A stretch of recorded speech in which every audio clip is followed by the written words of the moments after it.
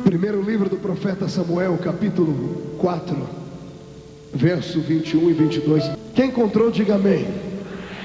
Quem não encontrou, diga misericórdia. Eu espero você encontrar. Primeiro livro do profeta Samuel, capítulo 4, verso 21 e 22, está escrito assim: Mas chamou ao menino e acabou dizendo: Foi-se a glória de Israel. E isto ela disse, porque a arca de Deus fora tomada, e por causa de seu sogro e de seu marido que haviam falecido. E falou mais: Foi-se a glória de Israel, pois foi tomada a arca de Deus. Amém, queridos?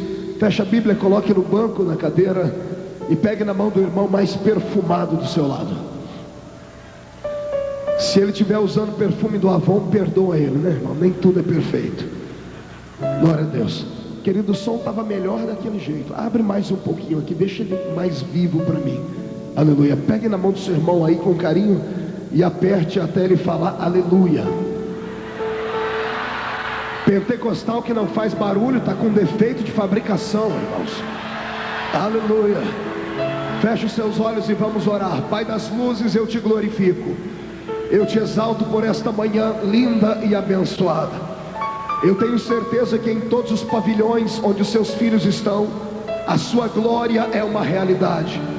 Tenho certeza que esta não será uma manhã comum, será uma manhã de revelação, será uma manhã de poder, será uma manhã de conserto. E eu quero render a Ti os talentos que o Senhor tem me dado. Senhor, embora eu esteja feliz em conhecer irmãos e rever amigos, esta não foi a intenção primária do meu coração. Senhor, eu não vim aqui apenas para ser um pregador do Evangelho, daqueles que anunciam boas novas. Eu quero nesta manhã ser usado na unção profética. Quero denunciar os pecados, quero anunciar à sua igreja um novo tempo. Eu sei que Satanás já está furioso, mas eu não tenho tempo a perder com ele. Por isso eu digo assim: ao redor deste grande pavilhão onde o seu povo está reunido, num raio de 5 quilômetros quadrados, onde houver um demônio alojado agora, eu dou a estes demônios 5 segundos para se mudarem de Belo Horizonte, senão serão queimados pelo poder da sua glória, que vai trepidar sobre este lugar. Senhor Deus, eu ainda te faço um pedido de cunho espiritual. Se ainda tenho crédito no céu contigo como pregador da sua palavra, abre a porta do seu palácio sobre o Minas Centro agora, e envia do céu para a terra uma comitiva angelical. Eu quero aqui anjos da categoria dos serafins. A palavra serafim significa aquele que arde em fogo. Portanto, eu quero anjos de fogo aqui neste lugar. Eles se esparramem pelos pavilhões, e eu quero 2 aqui nesta tribuna, uma à minha esquerda, outra à minha direita. Que eles comecem a esparramar brasas de fogo tirada do seu altar. E onde houver um crente batizado com o Espírito Santo, renova ele.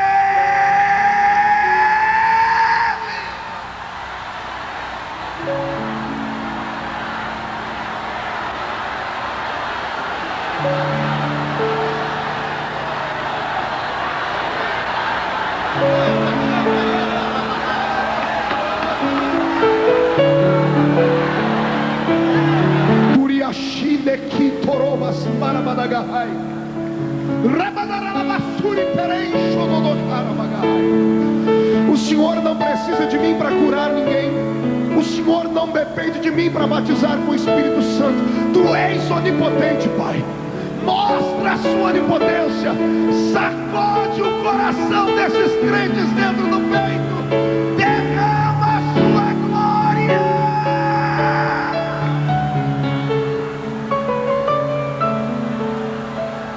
Terais turicandorova surindaramagaharagadesheri amagai. Eu te glorifico, Senhor. Fica conosco agora, em nome de Jesus Cristo. Amém e amém. Os que podem, tomem o seu assento. O sonoplasta mexeu no som de novo. Eu grito, ele vai lá e mexe no botãozinho. Deixa do jeito que estava para mim.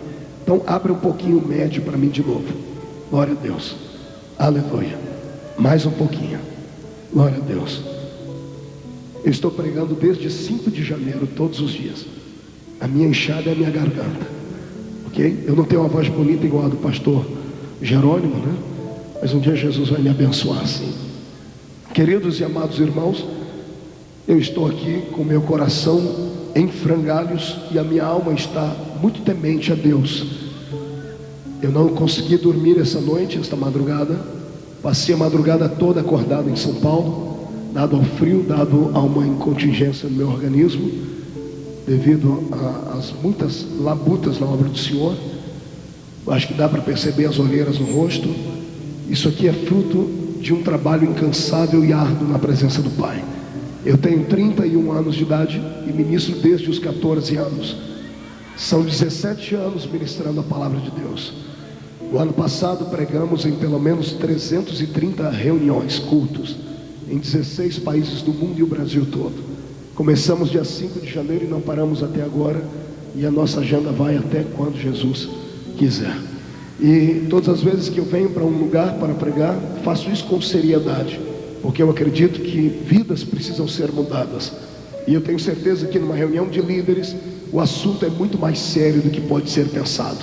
Eu não sei se você vai gostar de ouvir a mensagem que o Senhor colocou no meu coração, mas também não estou me importando com isso. Eu vim aqui para falar coisas para a sua vida. Espero que os pastores que estejam na minha retaguarda não fiquem encabulados com a minha pouca idade. Não olhe para a embalagem, aqui dentro tem um homem de Deus, ok? Ouça a mensagem de Deus, coma tudo que o Senhor mandar. E se alguém não gosta de ouvir verdades, nem barulho, dá tempo de ir para casa ainda, assistir um pedacinho do programinha da Xuxa. Porque se ficar aqui comigo, verá o programa do Senhor dos Exércitos se manifestar sobre a sua existência. Aleluia, glória a Deus. Queridos, enquanto nesta madrugada eu me revirava de um lado para o outro da cama, o Senhor me trazia este texto à memória. Já preguei algumas vezes dentro deste texto.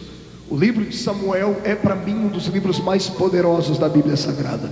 É um livro contundente, um livro sério, é um livro profético de fato. Não é um livro de oba-oba, nem de grita-grita. Não é um livro apenas para quem gosta de massagens no seu ego, para quem gosta de palavras de motivação. É um livro para quem quer levar uma vida séria diante de Deus. E quando o Senhor soprou no meu ouvido o capítulo 4, aí me desandou todo o organismo. Porque é uma palavra séria, é uma palavra que vai arrancar de dentro da sua alma questões que estão por ser resolvidas. Duas coisas vão acontecer depois dessa mensagem: ou você nunca mais vai querer me ouvir, ou você vai se levantar para interceder pelo meu ministério de uma vez por todas. Porque o Senhor vai te levantar e vai te colocar na presença dele de pé. E tudo o que é profético na Bíblia Sagrada será realidade sobre a sua vida e sobre a vida da sua família. Quem concorda comigo, levante a mão para cima e dê um grito de glória a Deus. Para chegarmos no capítulo 4 do livro em apreço que lemos, eu sou obrigado a lhe narrar uma história que não é uma das histórias mais belas da Bíblia, mas talvez uma das mais tétricas histórias da Bíblia Sagrada. Uma história de um tempo onde a nação eleita pelo Senhor estava desvirtuada, estava simplesmente cega, tinham olhos e não viam, ouvidos e não ouviam. Era uma nação eleita que não era agradecida ao seu Deus, que cometiam de todos os pecados o pior, o pecado da ingratidão. Eu não estou falando dos cananeus, nem dos heveus, nem dos heteus, nem dos girgazeus. Estou falando dos hebreus. Estou falando da nação de Israel, deste povo que tinham pelo menos 3 grandes características na sua vida para serem o povo mais feliz da terra, mais pleno, mais convicto de realidade, e que no entanto eram pessoas que não davam vazão à sua vida espiritual.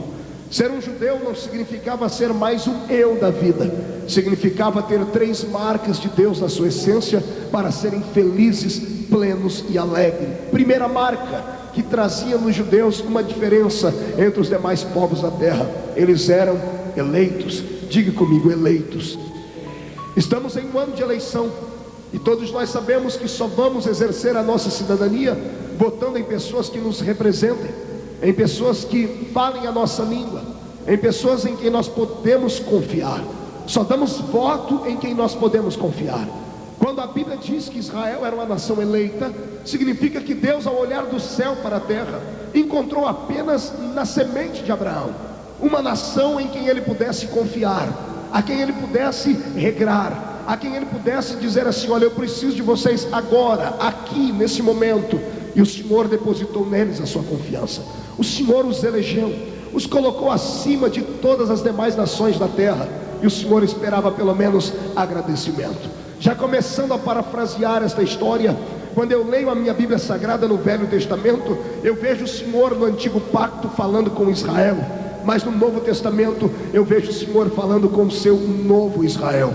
O novo Israel de Deus está representado em Belo Horizonte nesta manhã, através da sua vida e através da minha vida.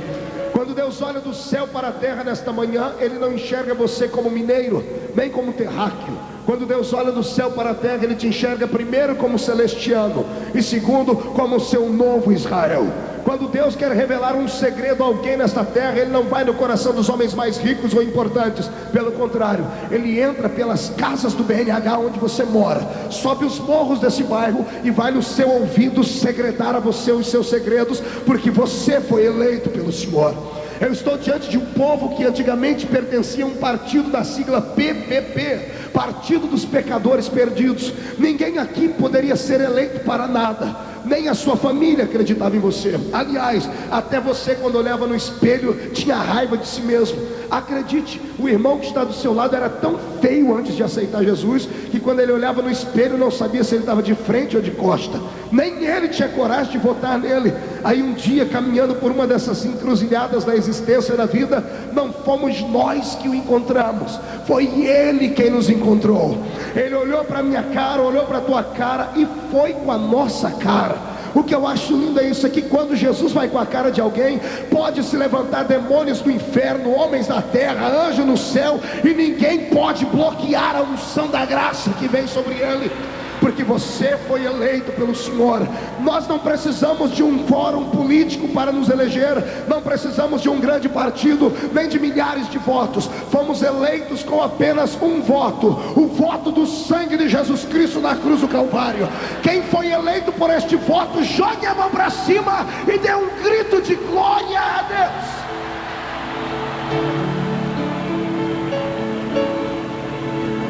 Aleluia. Eu disse que eu sou igual Carralco, já estou esquentando. Não bastassem ser eleitos, eles tinham a segunda marca. Além de serem eleitos, habitavam na terra que manava leite e mel. Diga comigo, leite e mel. Acotovele o seu irmão, diga: habitavam na terra que manava leite e mel. O que significa habitar na terra que mana leite e mel, pastor Marco? Significava habitar no lugar mais seguro do mundo.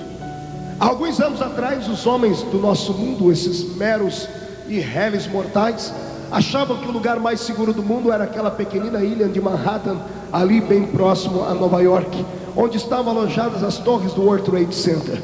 Quantas vezes não passei por ali pregando a palavra do Senhor e fui levado por irmãos para conhecer o centro financeiro do planeta Terra. Não era difícil caminhar por aquelas ruas e ver os magnatas de Wall Street, os especuladores descendo das suas limusines, amparados por aqueles leões de chácara que chamam de guarda-costas.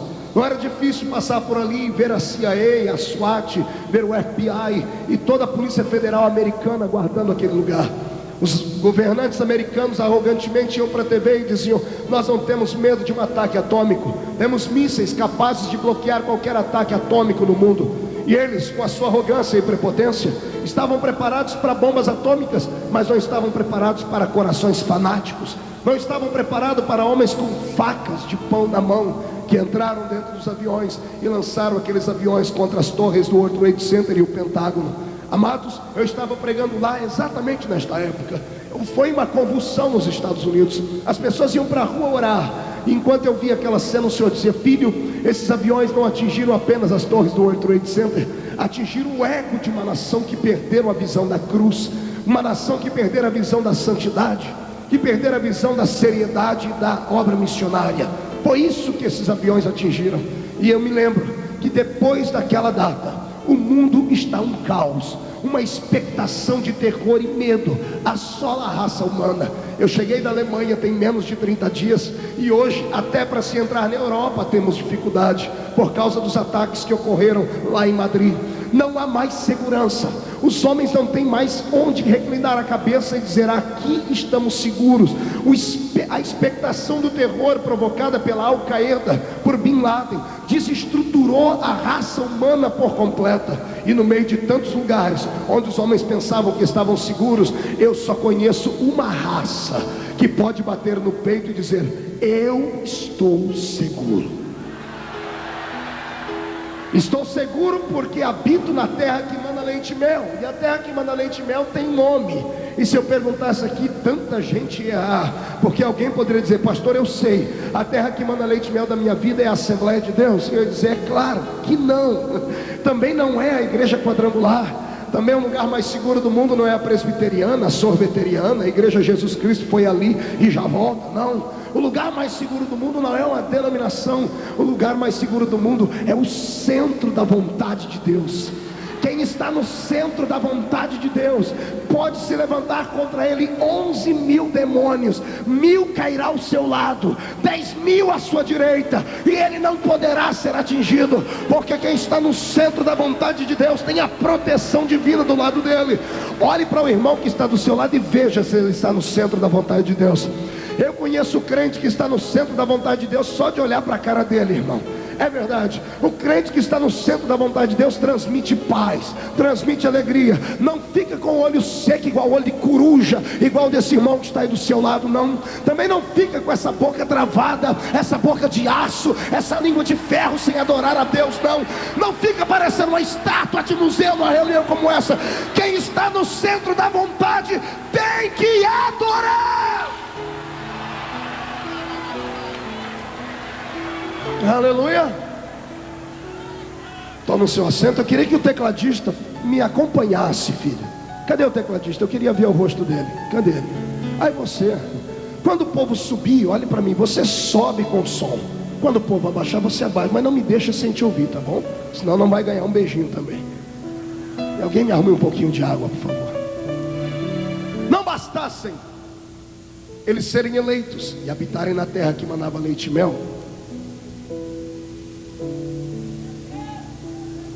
não bastasse isso, eles tinham uma terceira marca. Olha para o irmão e diga: aperte o cinto, porque senão vamos decolar. Além de habitarem na terra que manava leite e mel e serem eleitos, eles serviam ao único Deus. Ah, você não entendeu nada. Vou dizer de novo: eles serviam ao único Deus. Quando eu digo ao único, é porque o meu Deus não conhece concorrência. Ele disse: ainda antes que houvesse dia eu era, e não há ninguém que possa livrar alguém das minhas mãos, porque operando eu, quem me impedirá? Enquanto as outras nações serviam a deuses de prata, de ouro, de pedra, enquanto as nações se curvavam diante de Astarote, Marduk, a pseudo-deusa assim da Mesopotâmia, há indícios que até Israel resolveu adorar o deus Anubis do Egito, que tinha cabeça de cachorro e corpo de homem.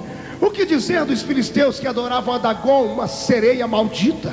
Enquanto eles se curvavam diante de coisas materiais, Israel tinha um Deus de pura essência, essência de glória. Quando eu digo único, eu digo único com propriedade. Um dia desse eu vi 2 comerciais na televisão. Eu queria quebrar a TV, porque os indivíduos pegam coisas que só o meu Deus pode ter e colocam para produtos. Eu vi alguém chegar e levantar um dedo assim, dizendo assim: olha, essa aqui é a número 1. Já ouviu falar disso, né? A número 1. Amado, eu só conheço um número 1. É o meu Deus. Faça um com o seu dedo, diga: conhece o número 1. Aponta no nariz do seu irmão, diga: conhece o número 1. Diga para ele: não conhece? Fala para ele: então experimenta. Então dê um grito de glória a Deus aí.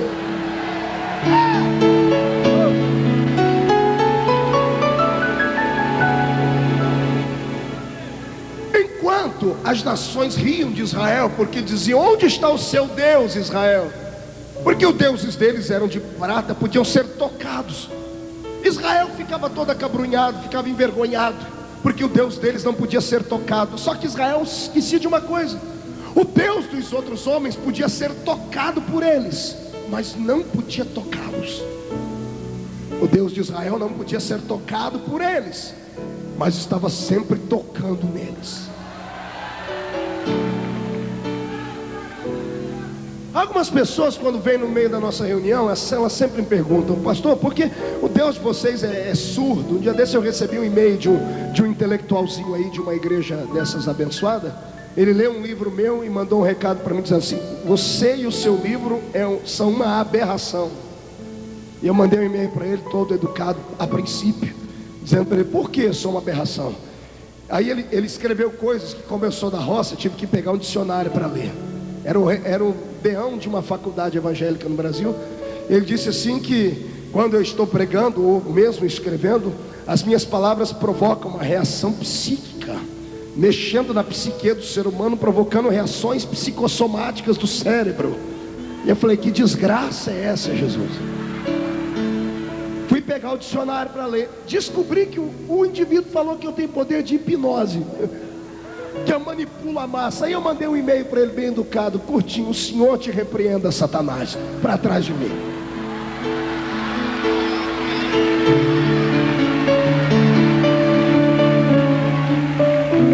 A questão é que essas pessoas não conhecem Deus como nós conhecemos. Meu Deus não é surdo. Quando eu grito aqui, eu toco nele. Eu treinei o meu espírito para isso. O meu espírito tem fome de Deus. E eu tenho certeza que o céu não é um lugar de silêncio. O céu é um lugar de alegria, lugar de festa. Crentes, um dia perguntaram para mim: pastor, quem não é pentecostal vai para o céu? Eu disse: vai. Ou então quer dizer, então pastor, para que adianta eu ficar pulando, o povo me chamando de louco, desequilibrado, se o outro que é lá geladão, que no culto dele acontece milagre, cai neve em cima da igreja dele? Pô, qual que é a diferença? Se nós vamos para o mesmo céu, pastor, então ele pelo menos não é humilhado. Eu falei: irmão, calma, nós vamos para o mesmo céu, só que a diferença é como nós vamos chegar lá. Até o indivíduo chegar lá e preparar o espírito dele, porque não acredita em anjo, não acredita em línguas, não acredita em fogo, acha que isso é coisa de crente maluco. Quando chegar lá, vai ficar escondido atrás das nuvens, porque vai olhar para o trono e vai ver um Deus que é um fogo consumidor. Vai ver anjos para tudo quanto é lado e vai ver pessoas orando em línguas, hein? Agora essa raça que eu estou pregando aqui, quando chegar lá, nós já vamos estar em casa. Um culto como esse é só um ensaio para quem vai morar lá em cima. Então abre a sua boca para adorar.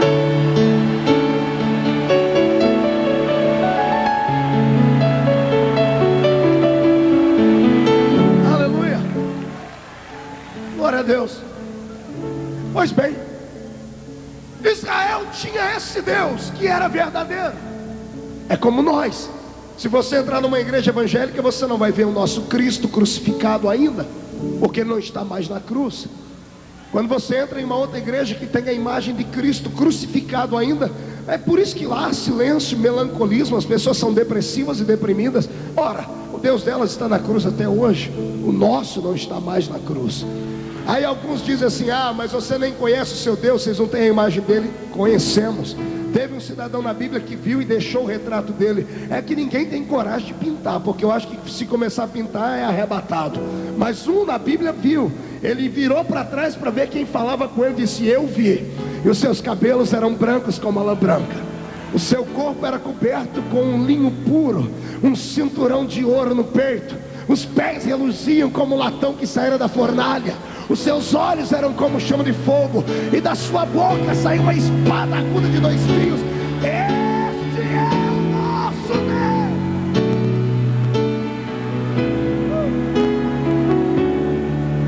Glória a Deus.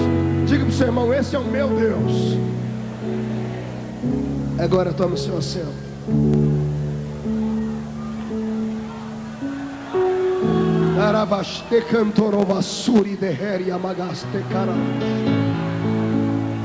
Adora ao Senhor, adora ao Senhor.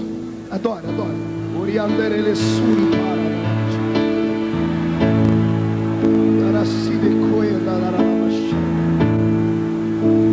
Essa irmã de verde, os seus cabelos grisalhos, me ouve bem? Fique de pé, querida. Tem uma irmã do lado dela batizada com o Espírito Santo, que fala em línguas? Tem? Então fica de pé também. Coloque a mão do lado esquerdo da cabeça dela, por favor. Não, na cabeça, filha. Isso, coloque a outra mão no coração dela. Maria Torobas Mequirias. Filha minha, ouça a minha voz. Sabe as dores que tu anda sentindo muito forte na cabeça? As enxaquecas. Que às vezes tu tiraste o óculos e disseste: será que são os óculos? Porque chegou a doer os olhos. São tão fortes as dores de cabeça que as suas orações já não são mais como antes, porque não tens mais disposição física para isso. Hoje eu venho interferir na sua vida por dois motivos. Primeiro, porque tu tens pedido um avivamento naquele lugar, e o avivamento já está chegando. Segundo, porque para ver este avivamento você tem que estar viva. E para estar viva, eu tenho que desentupir esta veia que está entupida do lado esquerdo do seu cérebro, pronta para provocar uma aneurisma cerebral que ia explodir. A porta da sepultura estava aberta, mas hoje eu fecho ela. Eu te dou saúde, não sentirás mais dores, e agora glorifica o meu nome.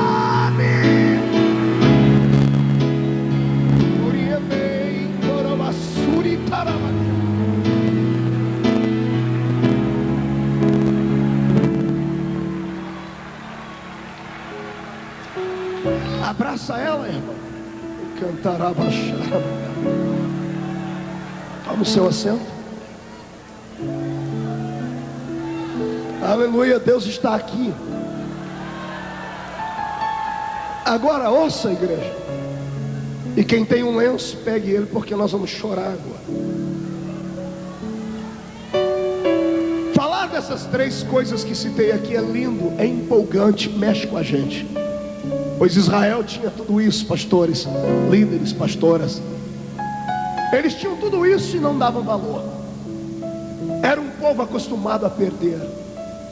Só se lembravam de Deus quando estavam passando pelo vale, quando faltava chuva no céu, quando faltava o alimento na mesa.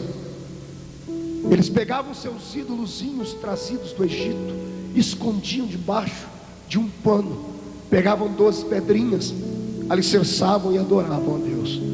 E como nós temos lá em cima um Deus que não dá para entender o seu amor. O amor de Deus é algo imensurável, não tem como entender, temos que aceitar. Porque eu não sei como é que Deus olhou para a gente e viu alguma coisa boa na gente. E todas as vezes que eles se humilhavam, o Senhor respondia perdoando. Deus era bondoso. Deus não queria fazer de Israel o seu bibelozinho particular. Deus não queria carregar Israel a tiracolo como se fosse o seu chaveirinho. Não. Israel não entendeu o porquê da chamada e não entenderam a essência da chamada. Deus não os resgatou do Egito apenas para serem escravos dele. Israel olhava para o céu e não via um Deus de amor. Eles viam um Deus que parecia um déspota, um maluco, um tirano, um insano. Israel não entendeu a essência do pedido de Deus. Deus falava para eles: olha, eu não quero que vocês comam qualquer carne. Israel achava que Deus estava interferindo na gastronomia deles. Achava que Deus era insano mesmo. Olha, onde já se viu um ser de pura essência querer ditar o que o homem deve ou não deve comer? Israel não entendeu nada. Deus estava querendo privá-los de ter doenças. Deus queria guardar a saúde do seu povo, mas eles não entenderam isso. O Senhor falou para eles: Israel, eu não quero que vocês vão buscar homem ou mulher lá fora. Eu não quero que vocês vão se misturar com outro povo. Israel pensou que Deus queria fazer com eles uma raça ariana, como se Deus fosse um Hitler, como se Deus quisesse isolar Israel e transformar o resto do mundo em bagatela, e não era nada disso. Deus queria que Israel fosse modelo. Deus não queria que eles fossem buscar lá fora, mas Ele disse assim: ó, se alguém lá de fora vier e ficar aqui dentro, pode receber. Era uma estratégia de Deus para evangelizar o mundo, era o que Ele queria. Quando Deus falou para eles: Israel, eu não quero que haja roupa de homem em mulher, e nem roupa de mulher em homem. Agora vai pegar. Fica tranquilo, eu sou assembleiano, mas eu não vim falar de doutrina aqui não, fica tranquilo. Eu vou falar de uma coisa mais forte que doutrina: vergonha na cara. Quando o Senhor disse: eu não quero roupa de homem em mulher, e não quero roupa de mulher em homem, Não é que Deus estava querendo ser o estilista de Israel. O Senhor queria guardar o lado feminino da mulher, a sua beleza, a sua meiguice. E o Senhor queria guardar a virilidade do homem, para que quem olhasse lá de fora soubesse quem era quem. Porque afinal de contas, tanto homem quanto mulher eram imagem e semelhança do Criador. E quando eu falo de roupa de homem e mulher, eu quero que você use a sua inteligência, viu? Tá bom? Não venha falar que eu estou falando besteira aqui. Tem calça de mulher e tem calça de homem. Entendeu o mistério aí, não é? Porque senão depois vai falar besteira. Então escute. O que Deus queria era pudor. Deus queria era caráter. Eu conheço 43 países do mundo por onde tenho pregado, e o Brasil de norte a sul deles. E as coisas estão escambando para um lado tão difícil, que nós já não temos mais conhecimento ou discernimento de quem é e de quem não é. Há 20 anos atrás conhecemos um crente de olhar para ele, e não era por causa da aparência, era a essência de Deus dentro dele. 20 anos depois o indivíduo chega com a carteirinha dele, olha, eu sou da tal igreja, pode olhar. Você olha para a carteirinha, olha para ele e fala, mas não parece crente, não tem jeito de crente. O nosso povo que fundou a nossa fé, regaram com sangue a terra, foram crucificados, queimados vivos por causa de um nome que deram a gente: protestantes. E hoje nós não protestamos contra nada. Vale tudo. Não se prega mais o que é certo, prega-se o que dá certo. Deu certo ali, vai dar certo aqui. 3 palavras foram riscadas do vocabulário dos pastores das igrejas. Claro que toda regra tem exceção: pecado, justiça e juízo. Ninguém mais fala sobre isso. As pessoas vêm para a igreja para receberem tapinhas às costas, mensagens de autoajuda. Querem vir para a igreja, ouvirem uma música como os cantores cantaram aqui, querem pular, chacoalhar as suas mãozinhas, até derramam uma lágrima e dizem assim: não, eu senti Deus de verdade. Fala sério, você chora até ouvindo Zezé de Camargo e Luciano? Não, eu gostei da mensagem daquele pastor, foi uma mensagem baseada em psicanálise. Ele é um psicanalista. Olha, a palavra me emocionou, meu irmão. Você chora na frente da novela Mulheres Apaixonadas, está chorando agora na frente da Senhora do Destino. Eu não estou falando de emoção, estou falando de vida com Deus, de verdade, de veracidade. Aí reúne-se 1 milhão de pessoas. Aqui nós temos, sabe Deus quantas mil pessoas, e nenhum paralítico anda, nenhum cego vê, nenhum surdo ouve, e ninguém tem explicação para isso. Aí diz: não é porque eu não tenho dom, é porque isso foi para o passado. Eu não sei o que é que o meu povo quer. Estamos regressando no tempo, confeccionando bezerros de ouro para nós. Eu estive agora há poucos dias atrás numa gravadora, fechei um contrato com eles para escrever um livro, e eu vi na imprensa eles imprimindo os cartazes das fotos dos cantores, e os cantores deixam o autógrafo, e eu fiquei imaginando para onde é que vão esses cartazes. E eu imaginei: vão para a casa dos nossos filhos, para o quarto deles, fica pendurado na parede deles, na porta do quarto. Tiramos Elvis Presley, tiramos KLB e colocamos Cassiane, Kleber Lucas, colocamos outros cantores, colocamos Batista na Lagoinha e outros cantores mais. Estamos confeccionando bezerros de ouro e tomando de Deus a glória que só pertence a Ele. Pode me olhar com cara feia, pode ficar bravo, não é você que paga meu salário. Estou falando aqui coisas sérias, coisas que está na hora da igreja reavaliar, porque se não houver uma mudança agora, eu não sei em que igreja as minhas filhas vão congregar daqui a 15 anos. Se não houver uma mudança, uma atitude, um resgate da nossa fé, se não houver uma mudança agora, se o nosso povo não voltar o seu rosto para o pó e não voltarmos a adorar a Deus, nós entraremos em um colapso daqui a alguns anos. E daqui a alguns anos você vai sentir saudade de uma mensagem como essa: pastor Marco, mas olha, eu já tentei pregar isso, me silenciaram. Você acha que já não tentaram me silenciar? Por que você acha que eu tenho 31 anos, mas tenho um cara de 50? O peso da responsabilidade. Você não sabe o que eu já apanhei na vida, mas eu aprendi com Deus uma coisa: profeta é profeta, em ponto final. Pastor, mas profeta tem curto, seu ministério é 3 anos e meio, e arrancam a cabeça dele e põe na bandeja de prata. Arranquem a cabeça do profeta de manhã, de tardezinha ele está no céu tomando chá com o Rei da Glória. Matam o profeta, mas não podem matar as palavras que saíram dos seus lábios. Está na hora de reavaliarmos a nossa fé. Meu Deus, eu tinha um convite para os labaredas lá de... Como é que vai ser o nome da cidade lá? Acho que vão riscar meu nome da festa.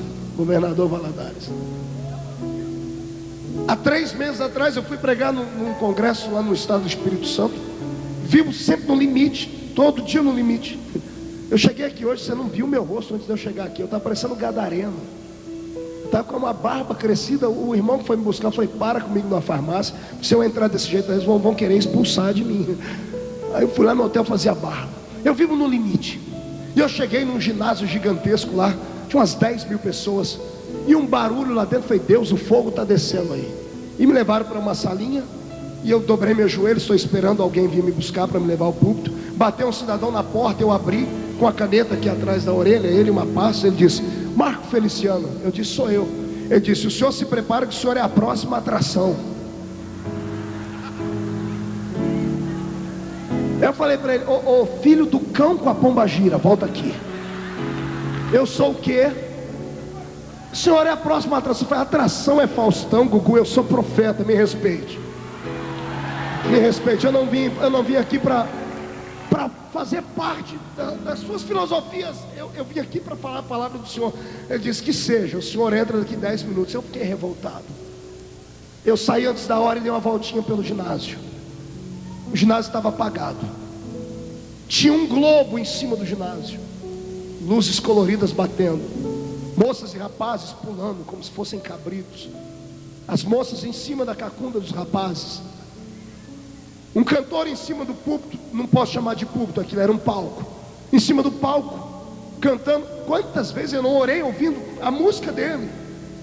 Tinha participado de congresso com ele em outros lugares. Eu não vou dizer o nome por ética.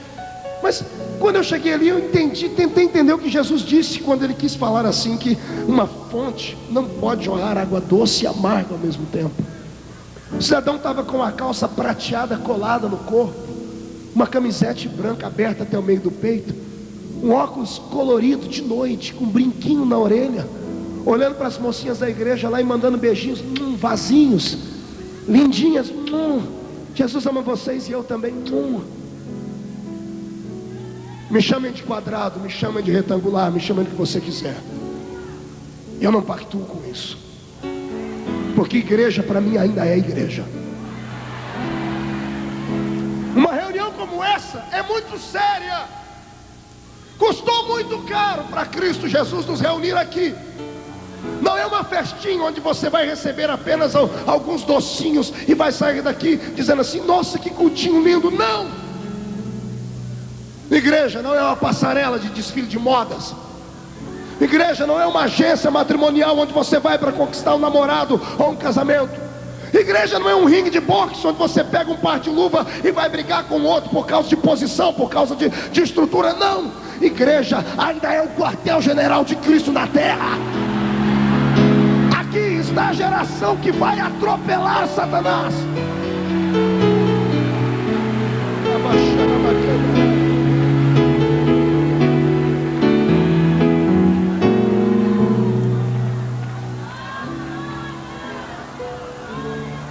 Israel brincou com Deus. Israel atropelou os princípios divinos. Israel abusou da misericórdia. Vai no ouvido do seu irmão e diga assim para ele: não abuse da misericórdia.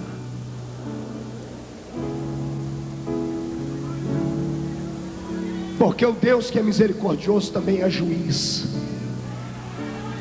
Pastor, essa mensagem é só no Velho Testamento. É. Então me diga em que testamento foi que um homem ou uma mulher morreram porque contaram uma mentirinha.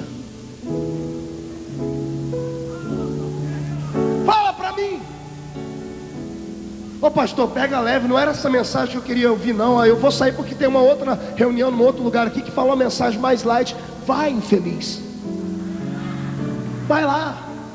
E se lá você não ouviu o que você quer, procura mais 300 metros, você vai achar mais uma igreja de outro jeito. Tem igreja para tudo quanto é tipo, quanto é gosto.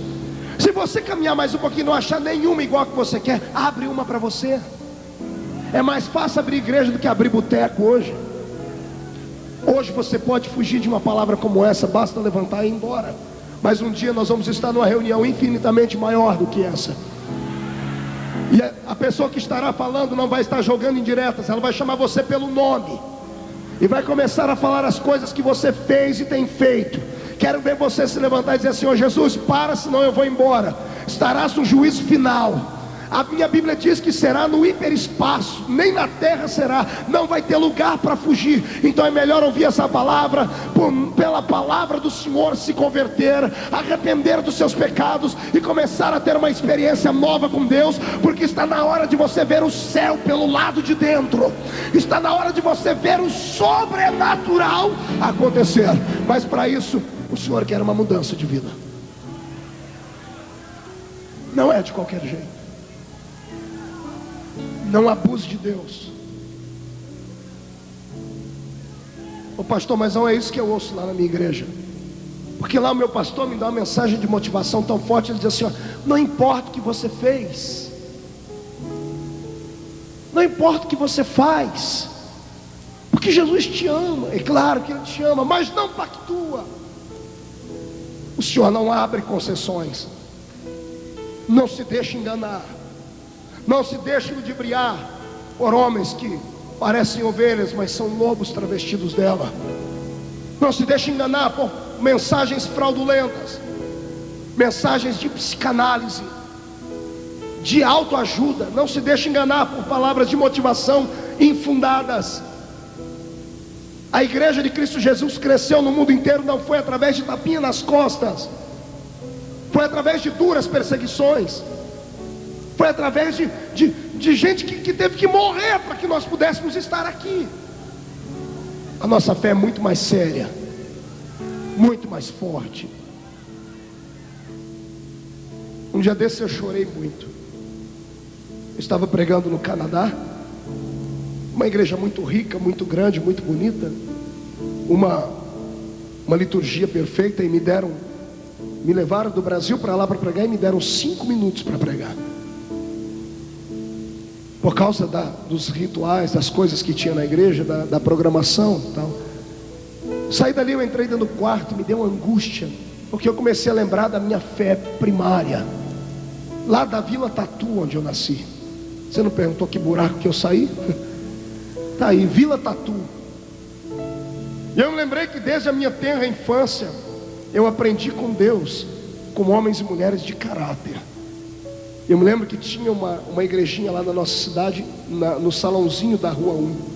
Era uma igrejinha de 4 metros por 3. E ali o meu caráter foi moldado. Tinha um amiguinho, Elias, e a gente ia para o culto. A gente era muito criança, tinha 13 para 14 anos, mas eu sofria de inanição, eu era muito pequeno, muito miúdo. E eu me lembro que eu e Elias íamos para o culto, mas a gente não ia para adorar a Deus, a gente nem entendia isso direito. A gente ia por causa do irmão Ovídio Ramos. O irmão Ovídio Ramos é uma figura, é vivo ainda, tem 83 anos de idade. O irmão Ovídio é um negro gigantesco. A mão dele parece uma raquete de tênis, de tão grande que é. Ele é uma figura. Até hoje ele usa o mesmo óculos. O óculos só tem uma perna e fica torto no rosto dele assim. E vai falar com ele para você ver o que ele fala. Aquela barriguinha, né? A lá, pastor assembleiano, cemitério de frango, a gravata por cima da barriga.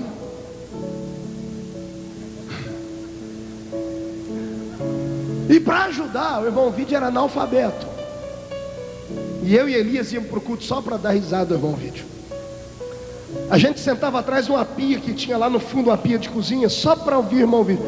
Quando ele terminava de orar, ele levantava e dizia assim: irmãos, vamos ler aqui hoje no livro de Êxodo.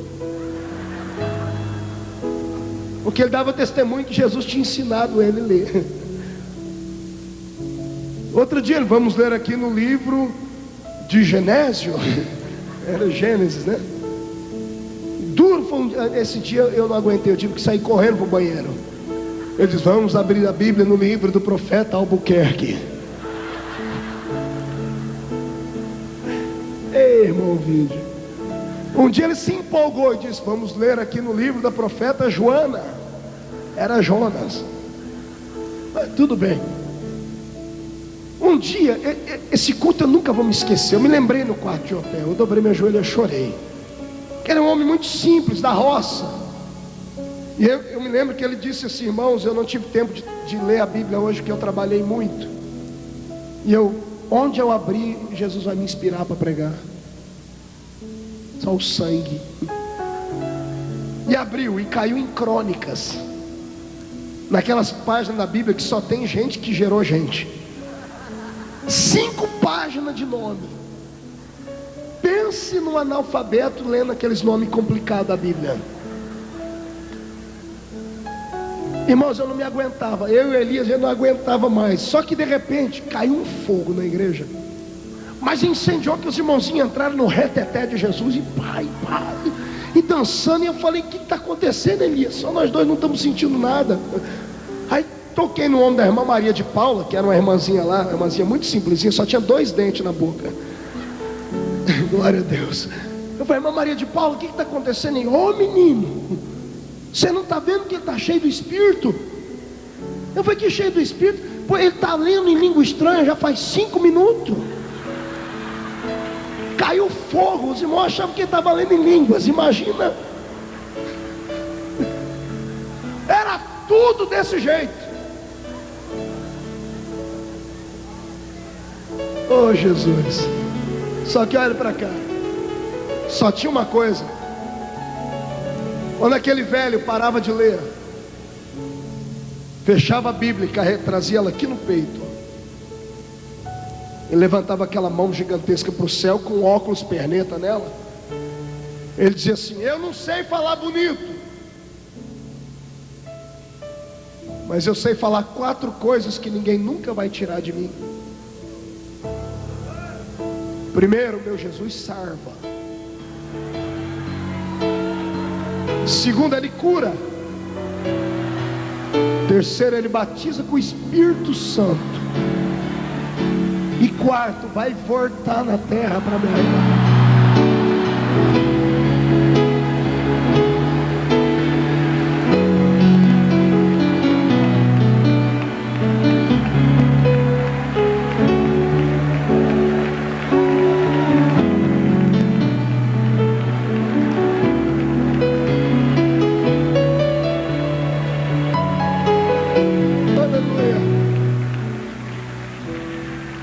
Jesus descia naquele salãozinho, pessoas eram curadas, eram tocadas, eram mudadas, eram libertas.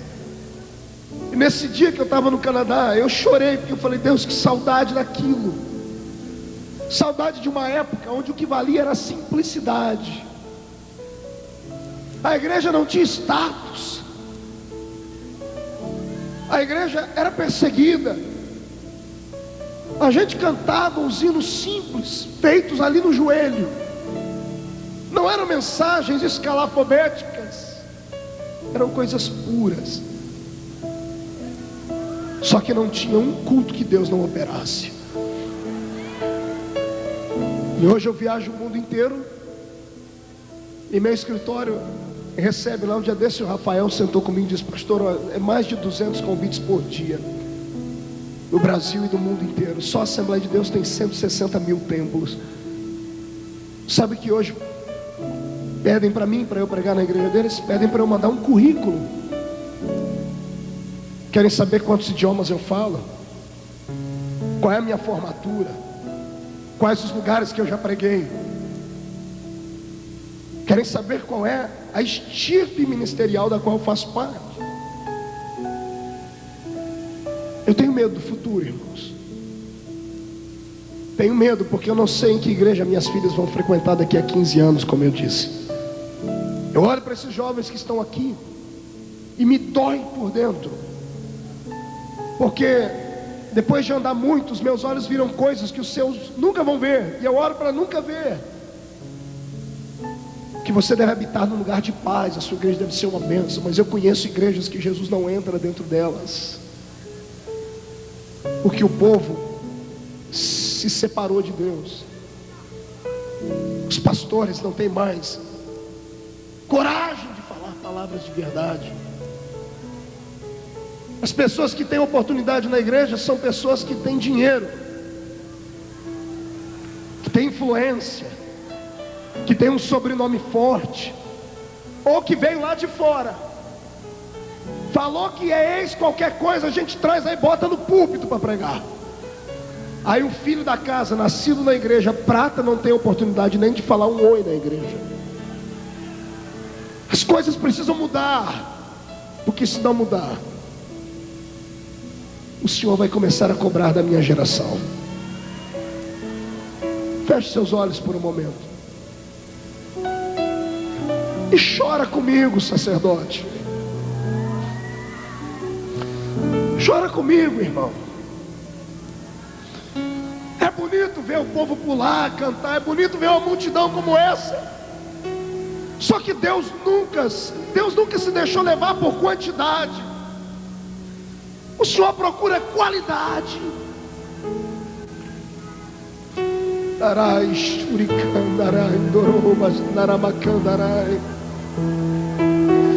Ei, meu Senhor, olha nessa manhã para BH, aqui no Congresso dos Labaredas, eu faço a sua palavra a pregar. Vejo os jovens com os olhos lacrimejando, vejo líderes atrás de mim orando, vejo gente com fome de Deus. A igreja vai mudar.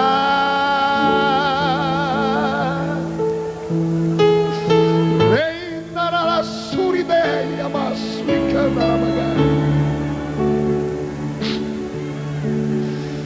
Espírito. Este é o verdadeiro avivamento. Lágrimas.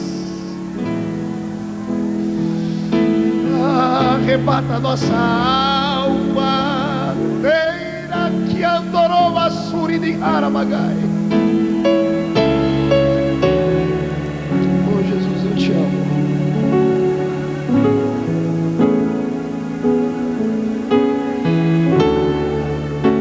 Aleluia. Olhe para cá.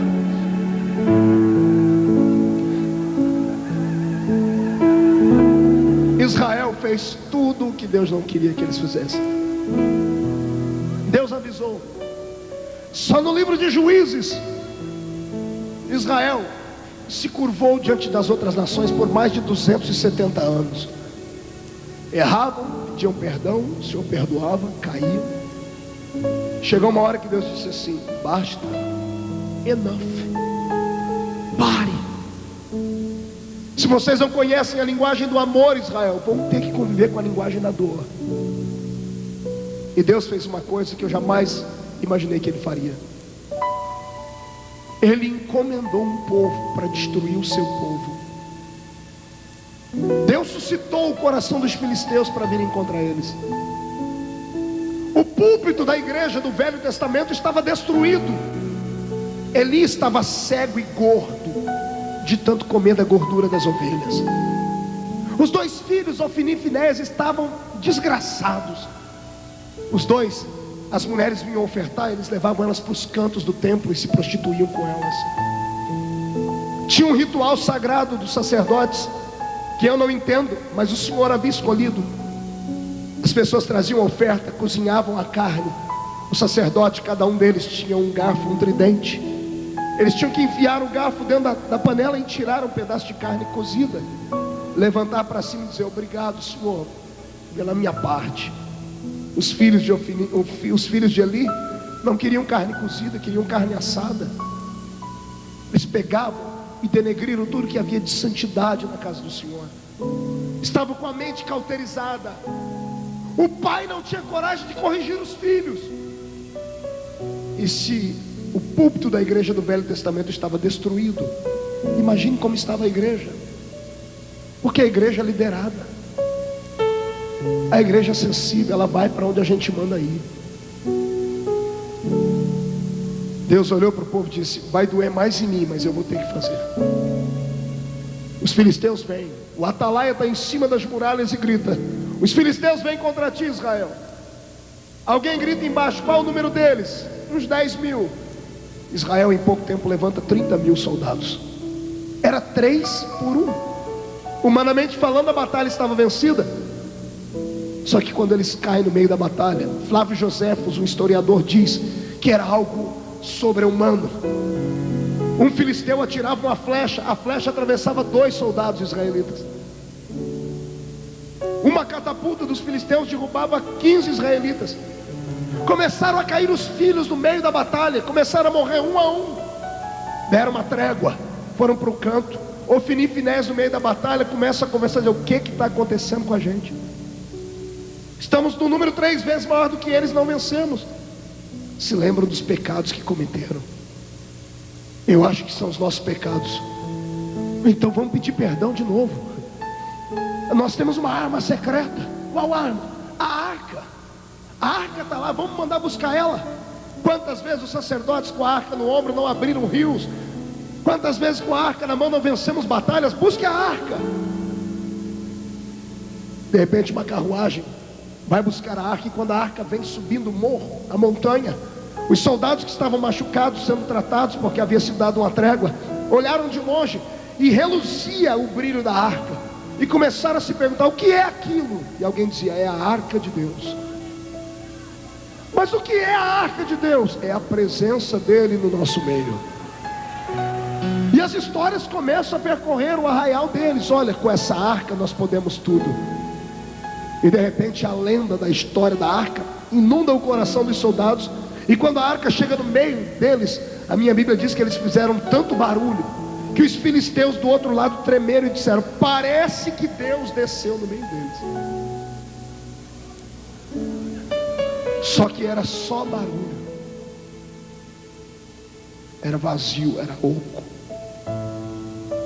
Teve uma fase da minha vida que eu gostava muito de gritos e pulos. Eu ainda gosto. Mas gritos e pulos podem ser imitados, podem ser vazios e sem essência. Agora, isso que está escorrendo dos olhos do seu irmão não dá para ser imitado. Lágrimas de arrependimento, de sentimento de Deus, isso é o verdadeiro avivamento. A arca chega no meio deles, e eles pegam a arca como se fosse um amuleto da sorte, e saem a peleja. E agora o golpe foi de misericórdia. Matam todos, morrem todos os israelitas. Sobrou apenas um da tribo de Benjamim, um menino. Porque depois que derrubavam os soldados no chão feridos, quando terminava a batalha, os inimigos vinham e davam o golpe de misericórdia e matavam. Deixaram um vivo. Olharam para ele e disseram assim: ó, volta para o meio do seu povo e diga que o seu Deus abandonou vocês, que nós matamos todos os seus homens, inclusive os seus sacerdotes. E diga mais: nós roubamos a arca de vocês. Quer chorar comigo, irmão? O atalaia está lá em cima da muralha. Dentro de Israel as mulheres fizeram festa, os avós estão preparados. Era 3 por 1, eles vão trazer a vitória. As crianças preparadas para cantar, para participar de um banquete. E daqui a pouco o atalaia gaguejando grita: abra os portões.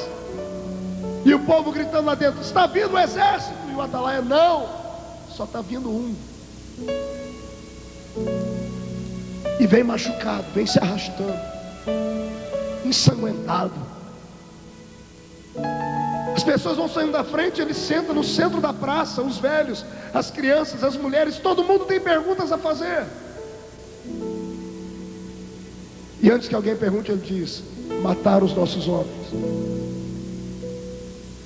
mataram os seus maridos, os seus pais, os seus filhos, mataram os nossos sacerdotes.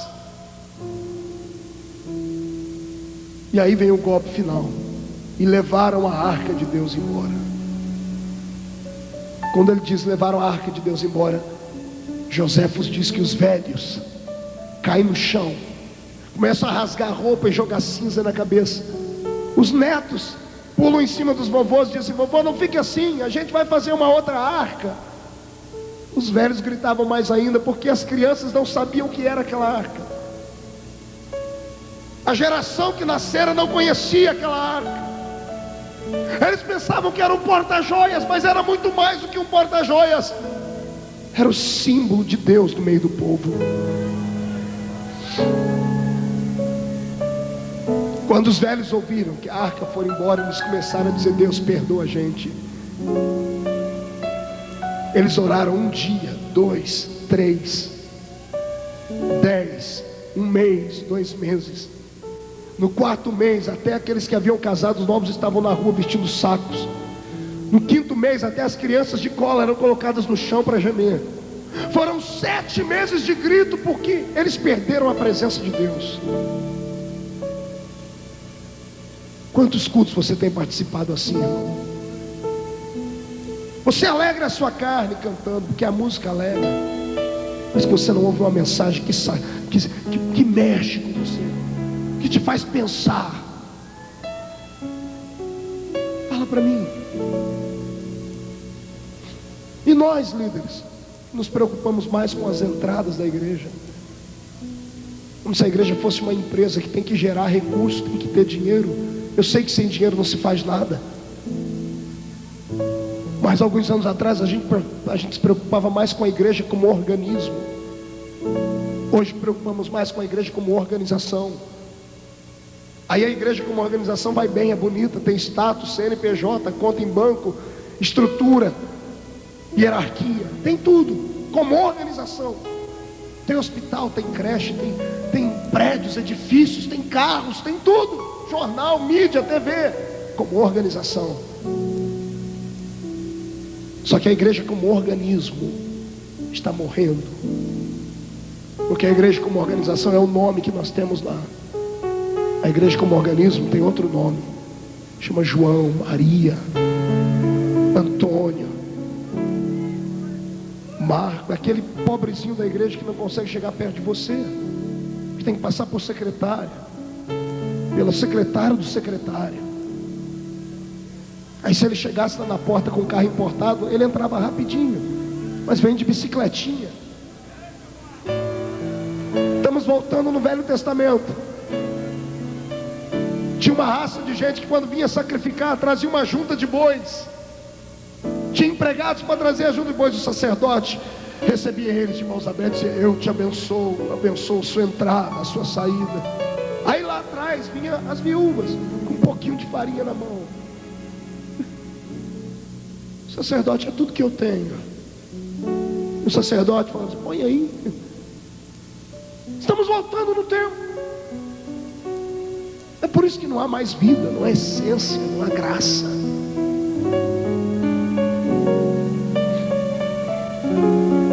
É por isso que os nossos soldados estão morrendo.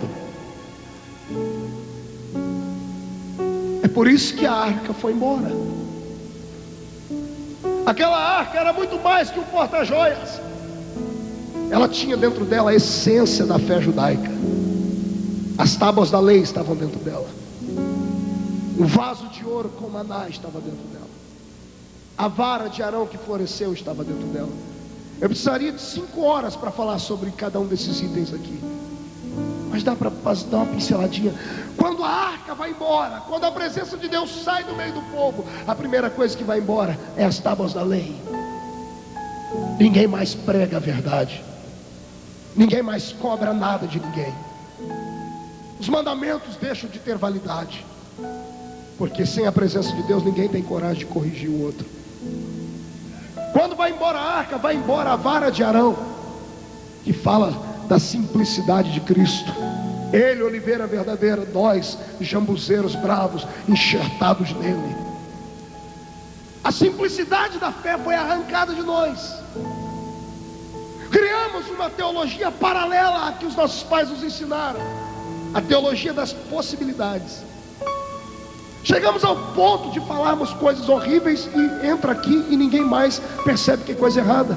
Como um dia desse eu ouvi um rapaz no rádio dizer assim: olha, se Deus é Deus, Ele é obrigado a dar.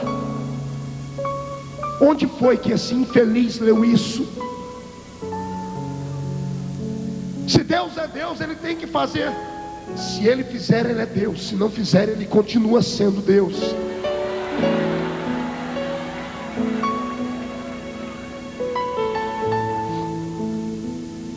Aleluia. Daragashuri Kandaramanaga.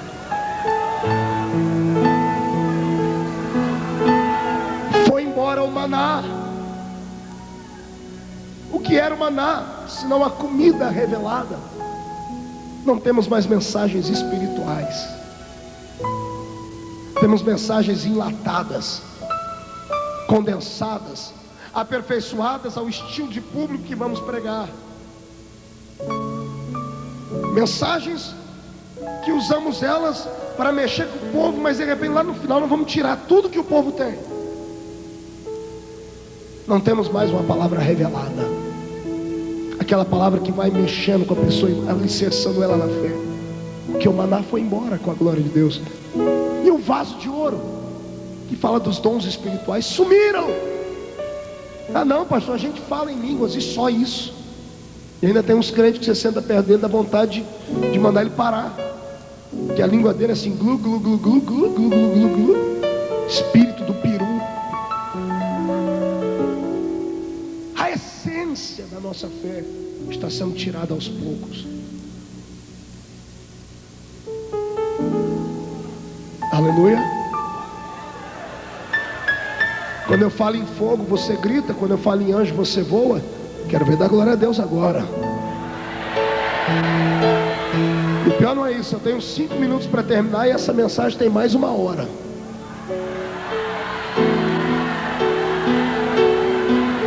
O que eu faço?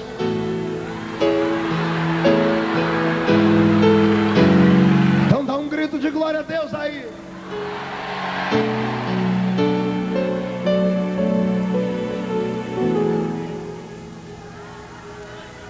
A glória foi embora. Deixa eu lhe contar algumas coisas que esses olhos viram aqui, para você tentar entender por que eu fiquei tão amargo com o tempo.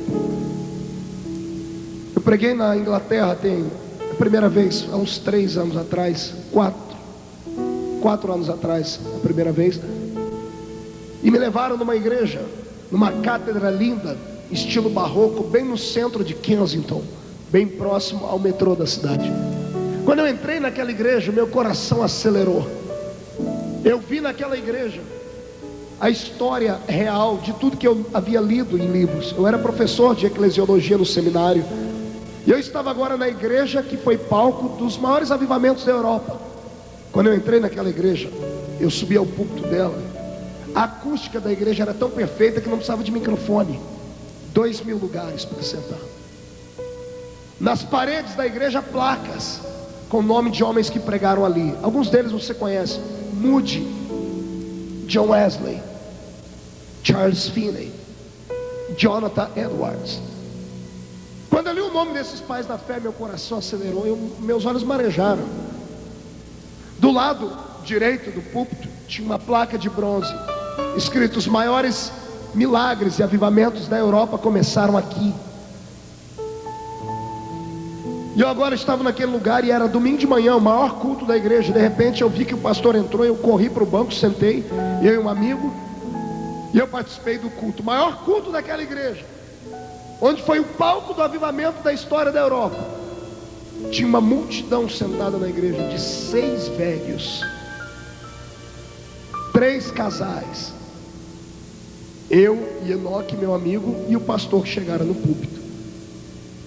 Um pastor com uma roupa tipo uma batina de padre, com um sermão escrito em 12 páginas, com um hino morto, com a mensagem que ele tinha que parar de pregar para tossir, porque já estava muito velho. Os velhos dormindo nos bancos e eu desesperado. Terminou o culto da ceia, chamei Enoque, paramos os velhinhos, o pastor saiu pelo fundo e eu disse: Enoque, meu inglês não era bom na época, eu disse: pergunte para eles onde está o avivamento daquela parede ali. Enoque olhou para mim e disse: não vou fazer isso, que os ingleses vão achar que nós estamos abusando deles. Eu disse: ô cabra frouxo, não é brasileiro não, rapaz. Vai, fala, me ensina. Se você não pergunta, me ensina que eu pergunto. Ele me ensinou. E eu parei os velhinhos e disse assim: brothers and sisters, where are the revival of the hall? Onde está o avivamento daquela parede? Um olhou para a cara do outro sem entender, sem acreditar que alguém estava perguntando aquilo. Pararam, abaixaram a cabeça. Smith, nunca vou esquecer, um velhinho assim, olhos azuis, um óculos, fundo de garrafa na frente dos olhos. Filho, você mexeu no som aí? Dá para mim, ficou grosso demais o som. Dá um agudo aqui para mim melhor. Olhei nos olhos do Smith, com aqueles olhos azuis, aquele óculos, fundo de garrafa na cara. Ele levantou os olhos, tirou o óculos e desceu uma lágrima aqui do lado. Ele me falou uma palavra, senhoras e senhores, que eu entenderia em qualquer idioma. Ele disse assim para mim: e acabou.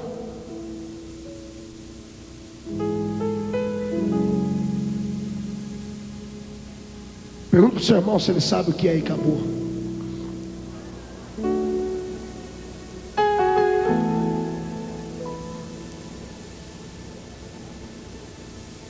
Foi-se a glória de Deus. Ele olhou para os meus olhos e começou a me contar uma história sem eu perguntar. E ele começou a fazer gestos para mim. Ele disse assim para mim: do you remember the bird? Você se lembra de um pássaro assim, de penas brancas, que veio sobre Jesus no batismo? Eu disse: lembro. A pombinha que representava o Espírito Santo. Eu olhei para ele e disse: lembra? Ele olhou para mim chorando e disse assim: prenderam ela. Prenderam numa gaiola e jogaram a chave fora. Ele nunca mais voou aqui dentro. Nunca mais. Ele diz: faz 30 anos que eu e meus amigos entramos aqui dentro e todo dia dobramos o joelho e falamos: Pai, perdoa o pecado dos nossos pais. Traz de volta aquilo que a gente sentia quando era criança na igreja. E o Senhor não nos ouve. Diz: meu pai foi um dos últimos pastores desse lugar. Eu era criança, eu dormia debaixo do banco. Papai era um homem severo, mas era um homem santo. Não abria concessões de erro para ninguém. Um dia a rainha entrou aqui dentro e ele disse assim: rainha, tu és rainha lá fora, a rainha da Inglaterra. Aqui dentro nós temos um rei.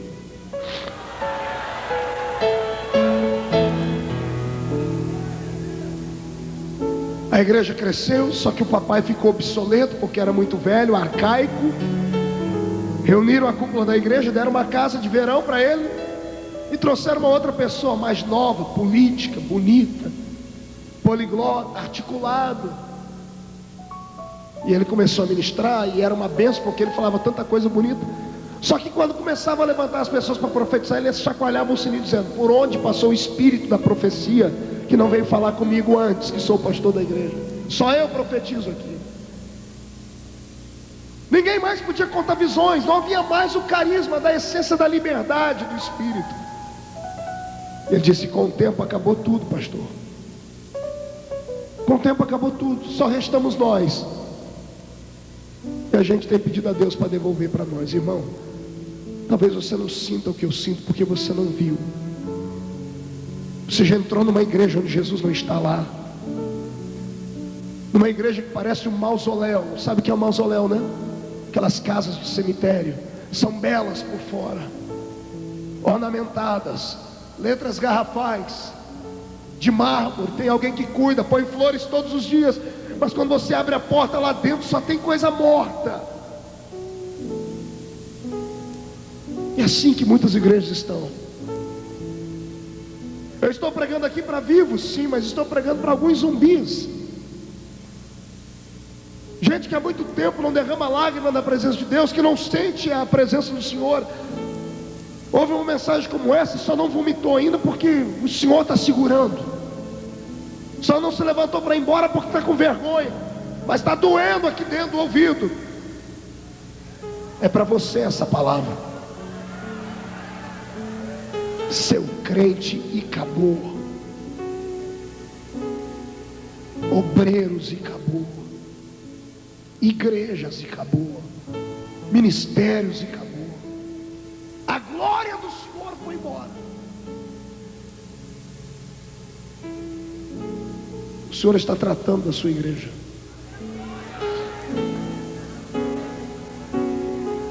Eu fiquei tão empolgado e emocionado nesse dia que eu reuni os velhinhos. Eu disse: Enoque, vamos orar nós dois aqui. Eu oro e você interpreta para eles ouvir minha oração. E abraçamos os 6 velhinhos. Eu comecei a orar.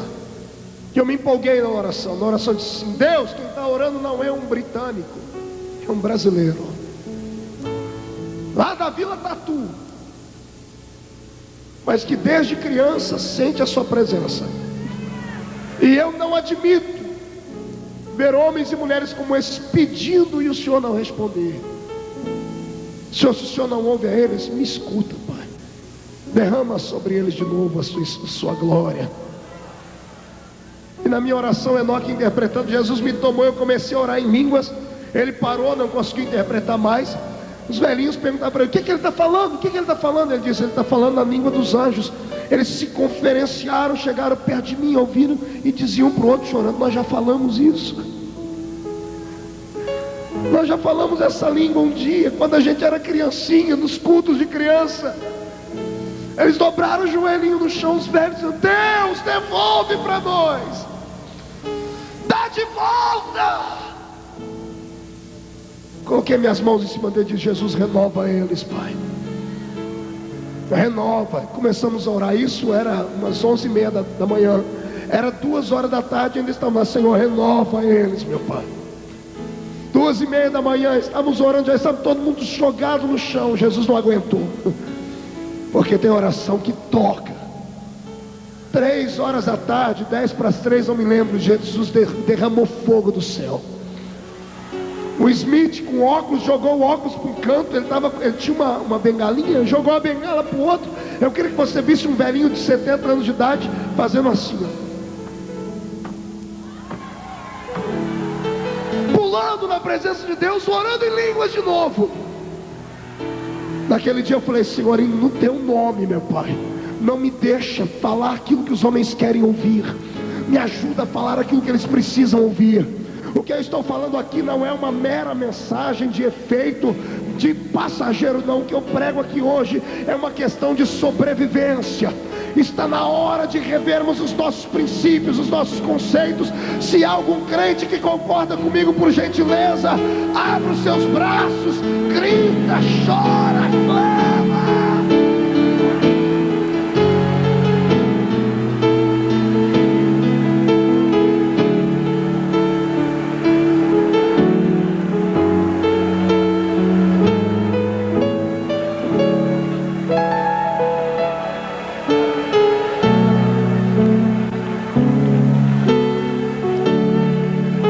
Como você está, pegue na mão do irmão que está do seu lado. Filho, você conhece Graça do Marcos Witt?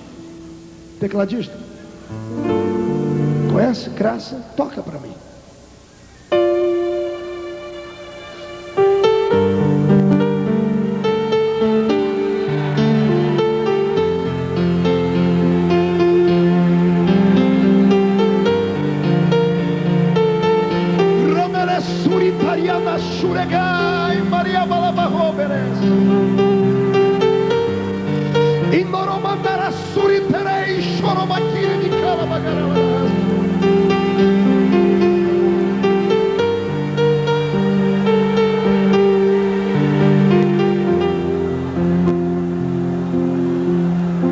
Me tomastes em teus braços e me deste salvação.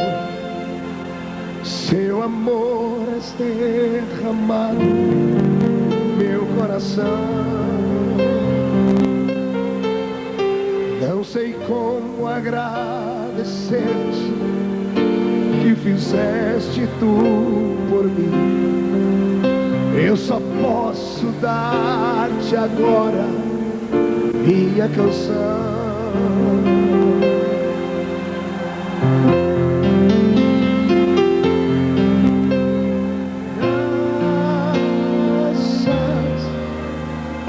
Graças, Senhor, graças, meu Senhor Jesus.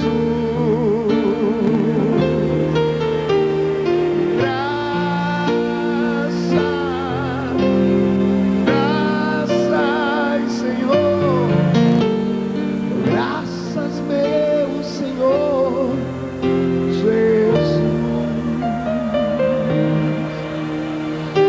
Meu Deus, pegue na mão do seu irmão.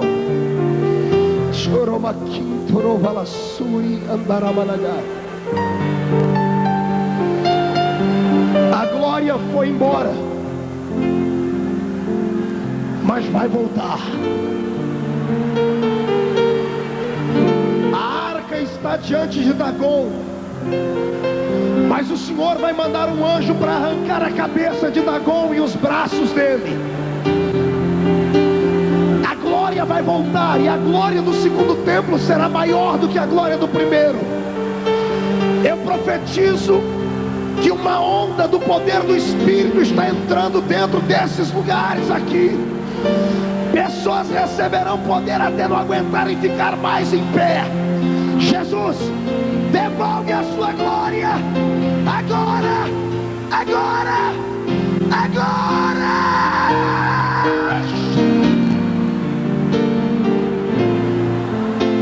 Orianacha nasce camarei.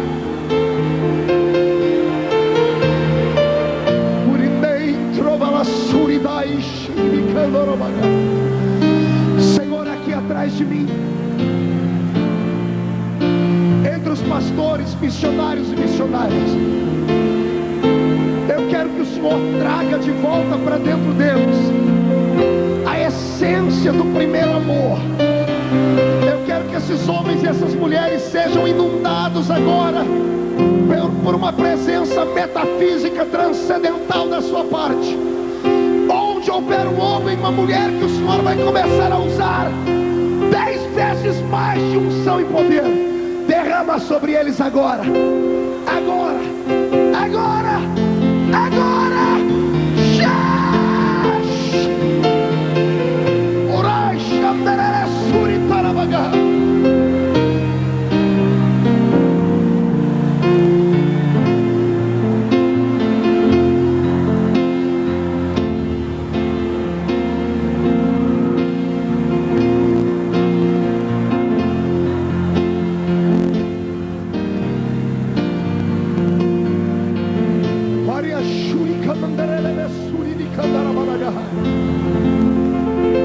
Qual é a câmera que está jogando para os outros complexos? Qual é a câmera?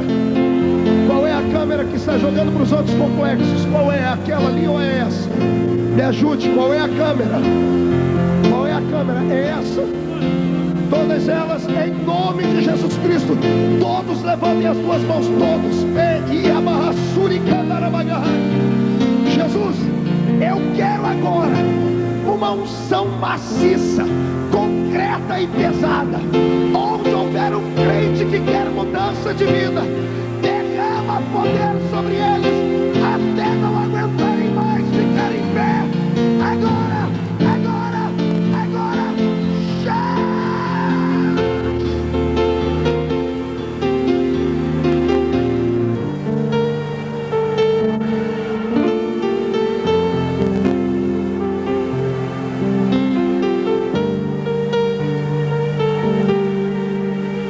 Renova a sua igreja, meu Pai. Renova o seu povo. Renova a sua noiva.